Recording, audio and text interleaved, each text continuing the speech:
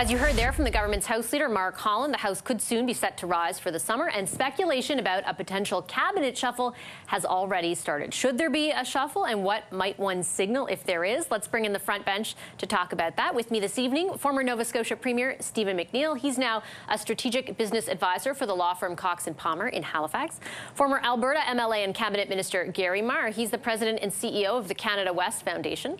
Former Ontario NDP MPP Guratan Singh is here. He's now vice president at Crestview Strategy, and we always disclose the brother of federal NDP leader Jagmeet Singh, and the Globe and Mail's senior political reporter Marika Walsh is here as well. Before we get into the significance or potential significance of a shuffle, Marika, I'll start with you because you've been up on the Hill, I know, basically asking everyone if there might be one, if there should be one. What's your sense from what you're hearing there about the possibility of it? My sense from Liberals in government is that it's a given that one is happening, that it's expected this summer. I think it's more a question of how sweeping it will be, who will be in the mix, but nobody I'm talking to says that it's still a question of whether it will happen.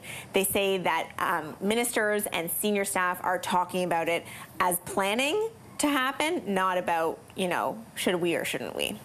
Stephen, you've obviously been in that process before in which you decide to have a cabinet shuffle. If you view the current, viewing the current political context, what might you imagine the impetus for one now for the government would be?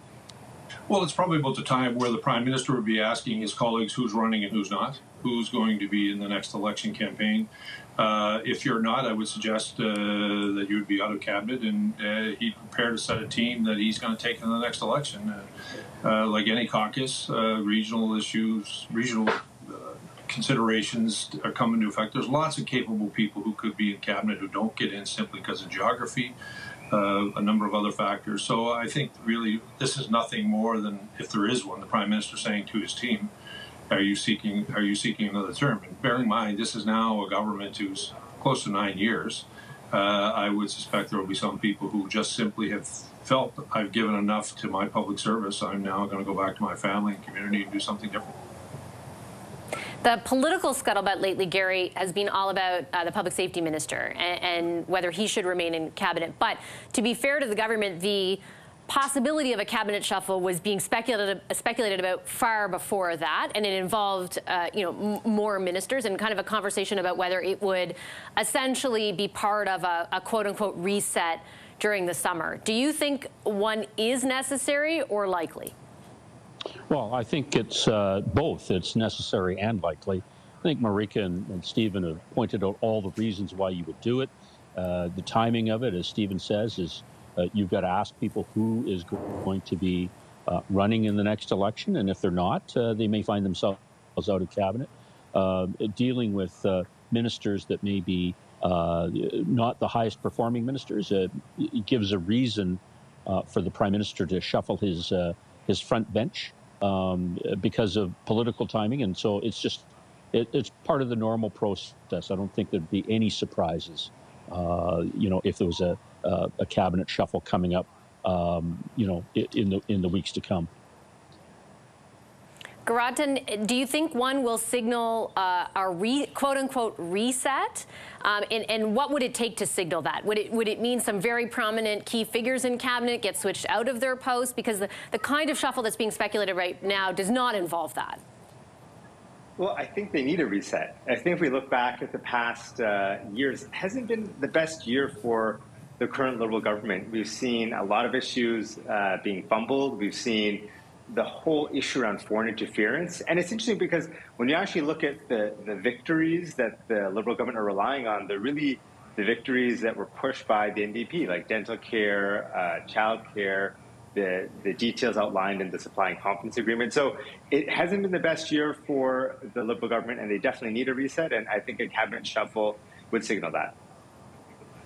I think there's two ways to look at that, Marika. I think that the government does feel and are able, through what Mark Holland said today, to show they did accomplish a lot of substantial things from a legislative perspective. I know that the NDP will say, yes, that's because we pushed them on a lot of that, but the government ultimately can take credit for being able to get that legislation drawn up, for example, on childcare, and even the Conservatives supported it in the House of Commons. From a political perspective, though, I take Guratan's point. They have been on the defense for basically all of 2023. Yeah, Yeah, and the government whip actually highlighted that in his answers to myself and other journalists outside of cabinet on Tuesday. Steve McKinnon said, look, we've actually accomplished a lot of our election promises from the last election on childcare, on renewing the Environmental Protections Act, for example. They've got some big ticket items done, but they've been under just such a cloud of controversy. They've been on the defensive for so long that he said they need to communicate what they've actually accomplished to the Canadian public. Maybe they'll do that now when they go on the barbecue circuit. But I think, you know, they have really struggled to get their message across. They have been sort of shifted off course many times, especially on foreign interference. And I think that reset is about putting a new face on things and refocusing them on what they need to get done before the next election. It's interesting to me that that's the way that they're characterizing it, Stephen, because that isn't really a reset of substance, right? In substance, it's a communication reorientation to try and be better at getting across what you feel, what you're doing, because you feel like you're on the right track. Does that lend itself to your impression of what the government would be pursuing over the summer? You know, I think Marika's answer that the House Leader was given her, you know, they feel confident that they would have achieved most of what they said they would do. I think they probably feel like they're losing a bit of the communications war, but that doesn't require a huge cabinet shuffle. I really believe anyone coming out of cabinet will strictly be based on whether or not he or she is reoffering. You may see the government kick into high gear about trying to communicate their message a bit better and what they've accomplished. You know, I found it interesting in Marika's comments, you know, if the government feels that they've accomplished and done all the things they said, will we still be talking about this in 2025, or will they ask for another mandate prior to that? Well, that's kind of the big question, that the larger context to everything we're talking about, Gary.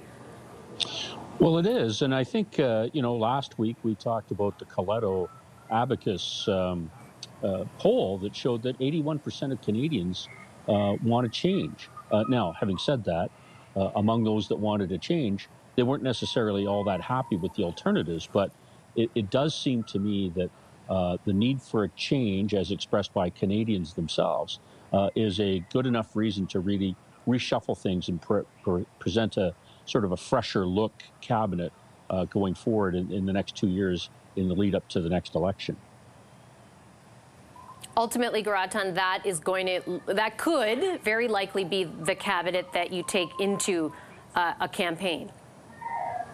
Yeah, and I think given everything we're talking about, so the fact that they need a reset, hasn't been the best year, and they are now thinking forward about how to position themselves for the election, that's definitely what you're going to see. This is about, it's about trying to reclaim the narrative as they lead up into a potential election or a likely election, as the mandate ends either way, one way or the other, whether it's an early election or whether it's the end of the mandate.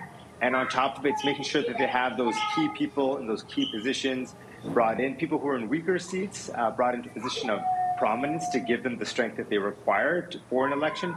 This is, you know, it's laying the political field and preparing it for the ultimate, you know, test to come.